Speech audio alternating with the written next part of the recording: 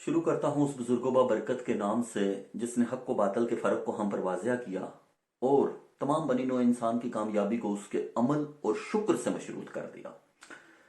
आज मेरा मौजूद सुखन सूरत निसा की 27 और 28 नंबर आयत है, जिसका तर्जुमा है कि और खुदा तो चाहता है कि तुम पर मेहरबानी करे, और जो लोग अपनी ख्वाहिशों के पीछे चलते हैं वो चाहते हैं कि तुमको सीधे रास्ते से भटका दें और तुम दूर जा पड़ो। खुदा चाहता है कि तुम पर से बोझ हल्का करे, और इंसान तबन कमजोर पैदा हुआ है। खुदा इंसान पर मेहरबान है, यकीनी बात है। वो हमारा मैन्युफैक्चरर है, हम पर मेहरबान है, और वो हम पर मेहरबानी करना चाहता है क्योंकि वो जानता है कि इंसान फितरतन कमजोर है। इसीलिए वो कहता है कि मैं चाहता हूं कि तुम पर से बोझ हल्का करूं और तुम पर मेहरबानी करूं। अच्छा, मेहरबानी क्या है और कैसी मेहरबानी, और वो कौन सा बोझ है वो जो हमसे हल्का करना चाहता है?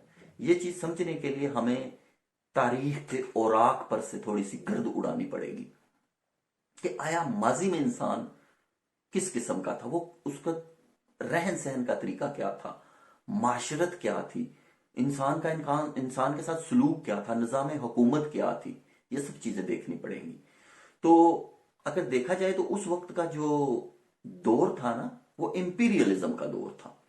मतलब माइट इज राइट, जिसकी लाठी उसकी भैंस, जिसके पास जितनी ज्यादा ताकत है वो उतना बड़ा हुक्मरान है, वो उतना बड़ा इंसान है। मिसाल के तौर पर Persian empire, Roman empire, Egyptian civilisation and so on.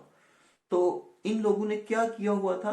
इन्होंने अपने आप को खुदा डिक्लेयर किया हुआ था। आम इंसानों की कोई राय, कोई मर्जी, पसंद नापसंद कुछ नहीं था, और ना वो इन खुद साख्ता खुदानुमा हुक्मरानों के खिलाफ कोई आवाज ही उठा सकते थे। एक गुलामी और घुटन का सा माहौल था, और इस तरह से इंसानों पर जुल्म किया जाता था। जैसे आज भी जदीद दौर के अंदर आप देख लें, आपको बेशुमार फलसफे नजर आएंगे।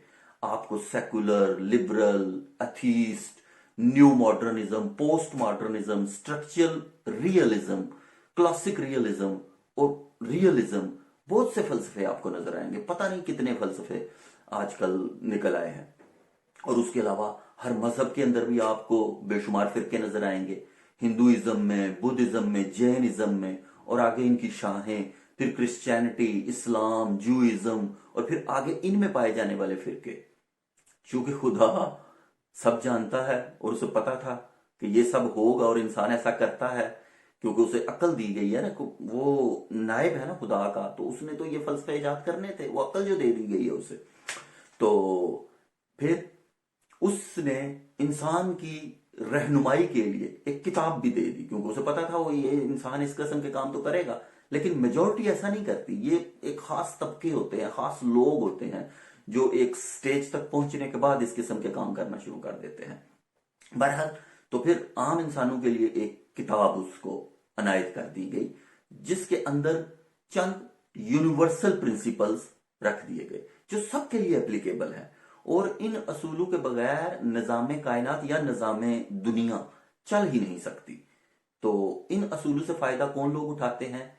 जो इन असूलों की तरफ रुजू करते हैं, जो फिक्र तदब्बुर से काम लेते हैं। और फिर तुझे इस किताब से मुमकिन नहीं फराग कि तू किताब ख्वां है, साहिब किताब नहीं। यानी किताब तो है तुम्हारे पास, पढ़ते तो हो, लेकिन तुम्हें समझ नहीं है कि किताब कहती क्या है, कि तू किताब पढ़ता है मगर इसको समझता नहीं है, ये मुख्तसर है। तो इस पर गौर गोश भी हम नहीं करते। जबकि अगर हम सिर्फ अपनी जात के ऊपर ही थोड़ा सा गौर कर लें तो हमें बहुत सी चीजों का पता चल जाएगा कि अल्लाह ताला हमारी इस खाकी बदन के अंदर उसने कितने ज्यादा राज पोशीदा रखे हुए हैं।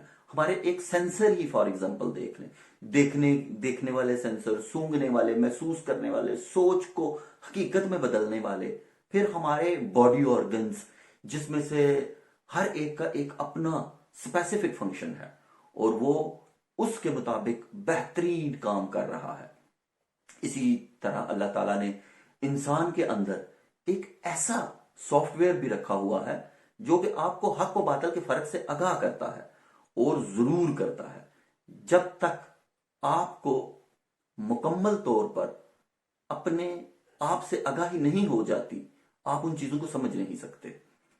اس لیے ضروری ہے کہ ہمیں اپنے آپ سے بھی آگاہی ہونی چاہیے، ہمیں خود آگاہی ہونی چاہیے، تاکہ ہم اس جھوٹ، فریب، فراڈ اور جو دنیا میں اتنے فلسفے پھیلے ہوئے ہیں ان کو سمجھ سکے۔ اور ان کو سمجھنے کے لیے پہلے ہم کو اپنی بنیادی جو بنیاد ہے اس کی طرف ہمیں آنا پڑے گا۔ اچھا، ایک بات اور، یہ بھی نہیں ہے کہ اس میں آپ کا علم کتنا ہے، کہ آپ بہت پڑھے لکھے ہونے چاہیے، آپ کی بڑی ہائی فائی ایجوکیشن ہونی چاہیے، آپ کا بہت تجربہ ہونا چاہیے اور آپ کو سب کچھ پتا ہونا چاہیے۔ نہیں، ایسا نہیں ہے۔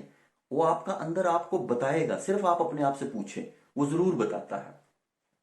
صرف آپ کو اپنے اندر سے کنسلٹ کرنا ہے اور آپ دیکھیں گے کہ وہ آپ کو رپلائی کرے گا۔ اسی طرح جو باقی دنیا کے لوگ ہیں وہ بھی یہی خصوصیات رکھتے ہیں۔ اور دوسری بات یہ کہ میجورٹی میں لوگ برے نہیں ہوتے، بلکہ ہر سوسائٹی کے اندر جو فلاسفرز، رائٹرز، مبلغین، مذہبی پیشوا، سیاسی رہنما، ان کے کچھ اپنے مفادات اور مقاصد ہوتے ہیں جن کے حصول کے لیے وہ قوموں کو قوموں سے ٹکرا دیتے ہیں، لڑا دیتے ہیں اور ایک دوسرے کے خلاف دلوں میں نفرتیں اور دوریاں پیدا کر دیتے ہیں۔ وگرنہ ممکن نہیں کہ ایک انسان پر ظلم ہو رہا ہو اور دوسرے انسان کے دل میں اس کے لیے تھوڑا سا بھی رحم پیدا نہ ہو۔ اصل میں حقائق کو مسخ کر کے دوسروں کو بدنام کر دیا جاتا ہے، کیونکہ بد سے بدنام برا ہوتا ہے، اسی لیے پہلے اسے بدنام کیا جاتا ہے اور پھر اسے سر عام سزا دی جاتی ہے۔ مگر یہ جو رائٹرز، فلاسفرز اور مبلغین کے بارے میں بتایا، یہ سب ایسے نہیں ہوتے، یہ معاشرے کے اندر ایسے ہوتے ہیں اور میجورٹی میں ہوتے ہیں، یہ میرے کہنے کا مقصد ہے۔ پھر وہ جن کو سزا دینے کے لیے ان کے اوپر جنگ مسلط کی جاتی ہے، اسی لیے ان کو پہلے بدنام کیا جاتا ہے، تاکہ ان کے اپنے لوگ، مطلب جو حملہ کرنے والے ہیں، جیسے فار ایگزامپل امریکہ یا یورپین نیشنز ہی لے لیں، جب وہ کسی کے اوپر حملہ کرتے تو پہلے اس کو بدنام کیا جاتا ہے، تاکہ ان کے اپنے لوگوں کے دلوں میں، جو مطلب اچھے بھی تو سوسائٹی میں لوگ ہوتے ہیں نا، وہ میجارٹی میں ہوتے ہیں، کہ وہ ان کے خلاف نہ اٹھ کھڑے ہوں۔ تو پھر دیکھا کہ یہ دماغی لوگ کیسی کیسی گمن گیریاں پیدا کرتے ہیں اور عام لوگوں کو الجھا کر رکھ دیتے ہیں، جبکہ ایک کامن مین کیا چاہتا ہے؟ وہ تو ایک پرامن، خوشحال، سیدھی سادی زندگی چاہتا ہے۔ تو پھر اس کے لیے اللہ تعالیٰ کہتا ہے کہ ایک بار ان اصولوں کو سٹڈی کرو، ان پر غور و فکر کرو، تمہیں ساری گمن گیریاں سمجھ میں آ جائیں گی، یہ چالیں سمجھ میں آ جائیں گی، یہ جو شطرنج بچھی ہوئی ہے یہ سب تمہیں سمجھ میں آ جائے گی۔ صرف تھوڑی سی ہلکی پھلکی سی کوشش کرنی ہے اور بس۔ اور اگر آپ نے کوشش نہیں کرنی تو پھر آپ ان کا چارہ ہیں، کیونکہ بڑی مچھلی چھوٹی مچھلی کو نگل جاتی ہے۔ آج ہم لوگ یورپ، امریکہ سے بڑے انسپائر ہیں نا، کیونکہ وہ آزادی کے، مساوات کے لمبردار ہیں۔ یہ سب اچھے دنوں کی باتیں ہیں، ذرا ان کے اپنے حالات تھوڑے سے خراب ہونے دے، ذرا ان کی عیاشی میں کمی آنے دے، پھر وہ آپ کو اپنے اصلی دانت دکھائیں گے۔ نظر کو ہیرا کرتی ہے چمک تہذیب حاضر کی، مگر یہ سنائی جھوٹے نگوں کی ریزہ کاری ہے۔ تدبر کی فسوقاری سے محکم ہو نہیں سکتا جہاں میں جس تمدن کی بنا سرمایہ داری ہے۔ جن کا ایمان ہی صرف دولت ہے، ان کی کیا تمدن، ان کی کیا تہذیب۔ تو یہ بہت بڑا احسان ہے، یہ وہ والا بوجھ ہے جو خدا تعالیٰ نے ہم سے اتارا ہے، ہمارے بوجھ کو ہلکا کیا ہے، کہ ہمیں وہ کتاب دی ہے جس سے ہم ان چیزوں کو بہتر طریقے سے سمجھ سکتے ہیں اور اپنی زندگیوں کو بہتر بنا سکتے ہیں۔